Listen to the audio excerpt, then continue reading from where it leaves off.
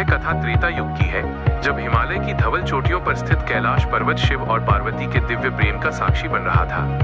एक प्रातः भ्रमण के दौरान माता पार्वती के मन में जन्म मरण के चक्र से मुक्ति पाकर सदैव महादेव के सानिध्य में रहने की अभिलाषा जागी। उन्होंने विनम्रता पूर्वक शिव से वो अमर ज्ञान मांगा जो मोह माया के बंधनों को काट सके। भगवान शिव मुस्कुराए और बोले, देवी, यह ज्ञान अत्यंत गोपनीय और पवित्र है। इसे केवल पूर्ण एकांत में ही दिया जा सकता है, जहां हमारे अतिरिक्त कोई तीसरा उपस्थित न हो। दोनों एक उपयुक्त स्थान की खोज में उत्तरी हिमालय की ओर चल दिए। अंततः उन्हें एक विशाल और एकांत गुफा मिली।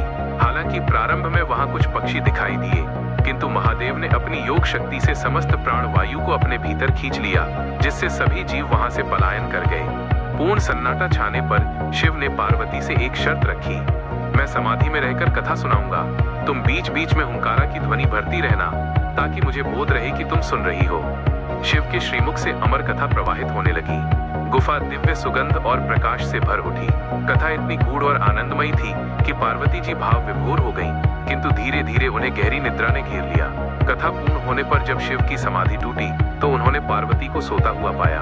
महादेव चकित रह गए, यदि पार्वती सो रही थी तो अंत तक हुंकारा कौन भर रहा था। शिव की दृष्टि गुफा की छत के एक कोटर पर पड़ी, जहां कबूतर के 2 छोटे बच्चे बैठे थे।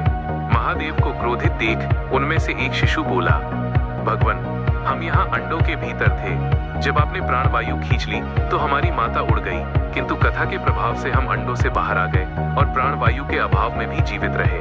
हमने ही पूरी श्रद्धा से आपकी कथा सुनी और हुंकारा भरा। भगवान शिव का क्रोध शांत हुआ और वे प्रसन्न होकर बोले, तुम इस अमर कथा के सच्चे अधिकारी सिद्ध हुए। तुम दोनों आज से अमर हो गए। यह स्थान, जहाँ साधारण जीव का टिकना असंभव है, तुम्हारा स्थायी निवास होगा। शिव और पार्वती तो वहां से प्रस्थान कर गए, परंतु उस गुफा में शिव का पार्थिव हिमलिंग निर्मित हो गया।